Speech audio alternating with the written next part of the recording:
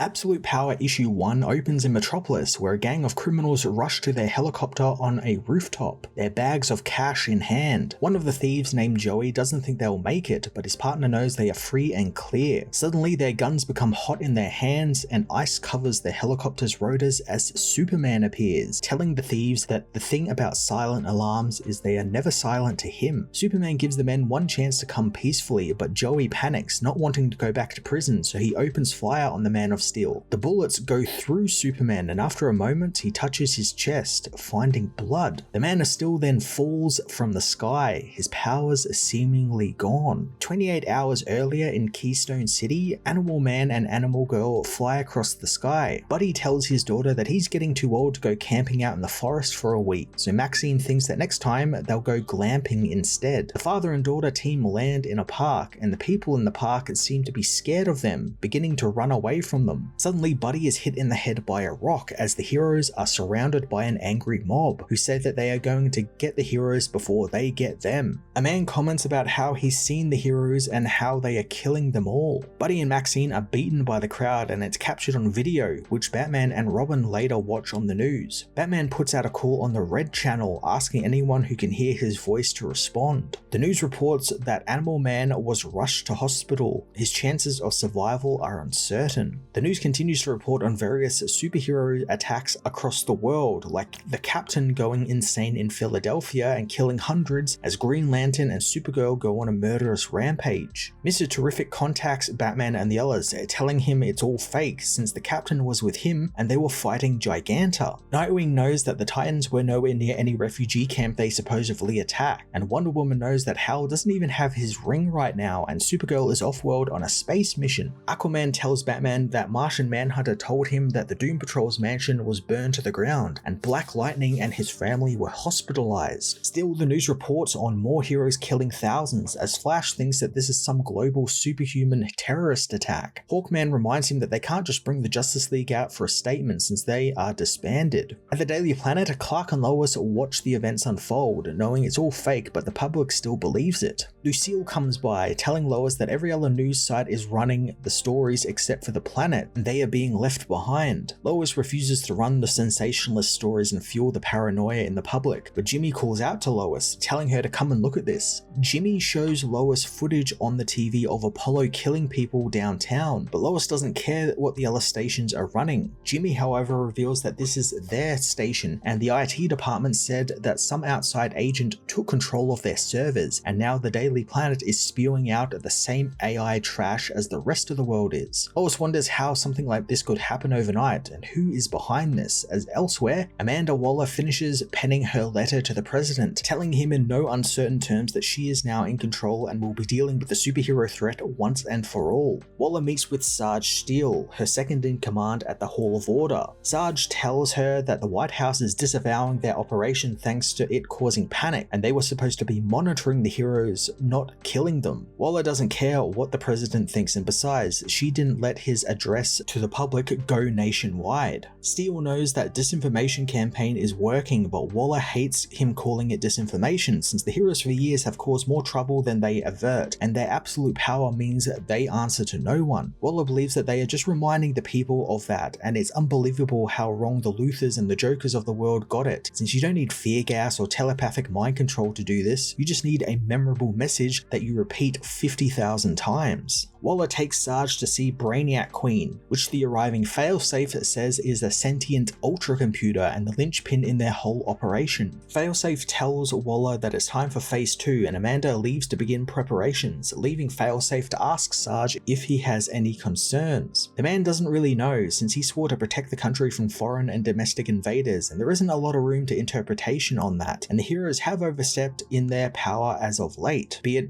the Titans dealing with the Beast World problem, or the Amazons and Wonder Woman. Failsafe knows that Amanda wants worldwide order, but Steele thinks that it's more of a desire of hers, and a desire is a void that nothing can ever completely fill, and it will always hunger for more. As Waller oversees the Amazos coming online, Dreamer comes to see her, and Waller tells her to stand by since they may have need for her powers very soon. Failsafe tells her that Task Force 7 is ready, and each has been assigned their targets, and once they are done, they will finally have order in the world. Waller gives the word and failsafe begins the Amazo's hunt. At Titan's Tower, Cyborg is overcome by Waller's computerized defenses as Oracle finds the deepfake videos are accelerating now, and there's even fake videos of reporters debating the authenticity of the fakes. Batman, Robin, and Nightwing try and stop some of the chaos in the streets, warning their friends to watch their backs and there is safety in numbers. Superman responds to a bank robbery in Metropolis as an Amazo targets him, draining him of his powers and allowing him to get shot. John and Connor spot Clark from across the city, rushing to help him and rescue Superman before he hits the ground. John can hear his pulses fading as Mr. Terrific tries to get in contact with the Superman family, but is unable to. As Connor and John rush to get Clark to a hospital, an Amazo targets them, taking their powers as well, causing them all to crash into the ground. Batman tries to contact Superboy, but Oracle warns him that the deepfakes have suddenly all stopped in their tracks, but she never got a chance to shut them down. Waller takes to the screens and airwaves, telling the public that she is there to help. Suddenly, Wonder Woman, Green Lantern, and various other heroes all begin to lose their powers as Waller says that the Bureau of Sovereignty will enact their ultimate solution to deal with the superhumans, ending them permanently. Mr. Terrific doesn't know what Waller is talking about as Batman realizes that he missed something, never believing for a second that Waller would go this way unless she already knew she would win. The Flash family meanwhile have all of their powers taken as the Amazos continue their assault on the heroes. Batman knows that they played into Waller's hands since all of this was to ensure the heroes would be lured out into the open. Failsafe suddenly attacks Batman as the rest of the Amazos finish their mission, gaining all of the powers of the superheroes. Waller explains that the heroes can't try and surrender and any of their devices they use to give them powers will be drained, and if they even use magic, they will no longer remember how to conjure it. Something Jim Corrigan learns as the Spectre is sucked away from him, and he is unable to bring him back. Wonder Woman recognizes that it's Amazos doing this, telling Batman as Paradise Lost grabs her, telling Diana that they are all connected through Failsafe into an all-seeing hive mind. Robin isn't too happy that Failsafe is still alive, despite his father assuring him that he was defeated. Batman urges everyone to retreat, but Green Arrow contacts him, telling Batman and the others that he is now working for Waller, since while the heroes are good at capping volcanoes and big threats, they aren't so good at fixing society's real problems and empowering the powerless, which is what Waller wants to bring back. Oliver reveals that there is nowhere they can run as Waller has made a deal with the United Planets to make sure no one can leave Earth or come to help them from space, and she has even sealed Earth away in the time stream and the microverse. The Amazos begin to hunt what heroes are left over as Oliver tells his former friends that while they have fought Amazos before, those were with the old rules, and this new Amazo design has new technology in it, and their powers are never coming back. John meanwhile is taken away by an Amazo in Metropolis and later awakens strapped to a table, unable to feel his arms and legs. As he awakens more, John finds himself plugged into various computers and machines, unable to actually remember who he is and why he is there.